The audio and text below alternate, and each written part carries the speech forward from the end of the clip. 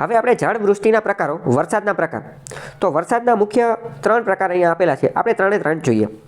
પહેલો તો ભૂપૃષ્ઠ કે ઊંચાઈના આધારે થતી વરસાદ. ભૂપૃષ્ઠ કે ઊંચાઈના આધારે થતો વરસાદ, એને કહેવાય ઓરિયોગ્રાફિક રેન. બીજો છે ઉષ્ણતાનયન કે સંવહનિક વૃષ્ટિ, એટલે કે કન્વેક્શનલ રેન. ત્રીજો છે ચક્રવાત કે વંટોળની વરસાદ, એટલે કે સાયક્લોનિક રેન. બરાબર. ત્રણેય વિશે હાલ હું તમને ઉપરથી ચલાવી દઉં.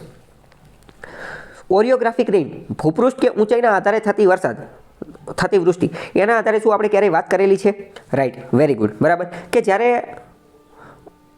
વાદળો આવતા હશે અથવા પવનો આવતા હશે અને એ પવનોની વચ્ચે એના અવરોધમાં જ્યારે પર્વત આવતો હશે, તો એ પર્વતના કારણે એ પવનો ધીમે ધીમે ઊંચે ચડતા જશે અને ઊંચે ચડશે, પછી આ વાદળા બનશે અને એમાંથી પછી વરસાદ આવતો હશે. ભારતની અંદર વરસાદનું આગમન આના કારણે જ આવે છે. ત્યારે મેં તમને કીધું હતું કે ઓરિયોગ્રાફિક રેઇનફોલ કહેવાય એને, ઓરિયોગ્રાફિક રેઇનફોલ. ભારતની અંદર વરસાદ કઈ રીતે આવે છે? તો કે નૈઋત્યના મોસમી પવનો.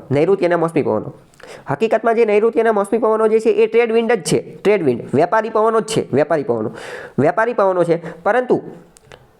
પરંતુ થાય છે શું? તો કે ઉનાળાના સમયગાળા દરમિયાન આપણી જમીન કેવી થઈ જાય છે? ગરમ થઈ જાય છે. જમીન ગરમ થઈ જાય છે એટલે કે આનું તાપમાન કેવું હોય છે? ઊંચું હોય છે. એટલે આનું દબાણ નીચું થઈ જાય છે. એટલે આ જે ટ્રેડ વિન્ડ વરસાદી પવનો એ કઈ બાજુ ફંટાઈ જાય છે? તો કે આપણા ભારત તરફ, જે દક્ષિણ ભારતનો વિસ્તાર જે છે ત્યાં તરફ ફંટાઈ જાય છે. એટલે કે આ ટ્રેડ વિન્ડ પોતાની દિશા બદલી અને ભારત તરફ આવી જાય છે, દક્ષિણ ભારત તરફ આવી જાય છે અને એનું નામ થઈ જાય છે નૈઋત્યના મોસમી પવનો.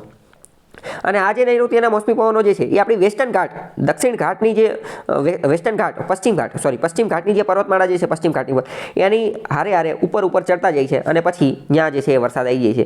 તો પર્વતના આધારે એકદમ ટૂંકું યાદ રાખવું હોય તો યાદ રાખવાનું, પર્વતના કારણે જે વરસાદ આવે ને એને કહેવાય ઓરિયોગ્રાફિક રેઇનફોલ, ઊંચાઈની વૃષ્ટિ. ખબર પડી ગઈ કે નહીં? બરાબર. જો નીચે એનો ફોટો આપેલો છે તો એ ફોટો જોઈને આપણે થોડું સમજવાની કોશિશ કરી કે સમુદ્રમાંથી આપણે જોયું કે વરસાદ તો સમુદ્રમાંથી જ આવે છે, વાદળને એવું બધું બનતું હોય. બરાબર. તો સમુદ્ર ઉપરથી પવન વાય છે, તો આ પવન શું થશે? ધીમે ધીમે પર્વતના કારણે ઉપર ચડતા જશે. હવે એકવાર ઉપર ચડી ગયા તો અહીંયા વાદળ બનશે અને અહીંયા જે છે વધુ વરસાદ આપશે. તો પર્વતની એક બાજુ વધુ વરસાદ આવશે, પર્વતની બીજી બાજુ ઓછો વરસાદ આવશે. જે બાજુ વધારે વરસાદ આવશે એને કહેવાય પવનાભિમુખ અથવા પર્વતાભિમુખ. પવન અથવા પર્વતની ભિમુખ બાજુ. અને જ્યાં ઓછો વરસાદ આવશે એને કહેવાય પવનાભિમુખ.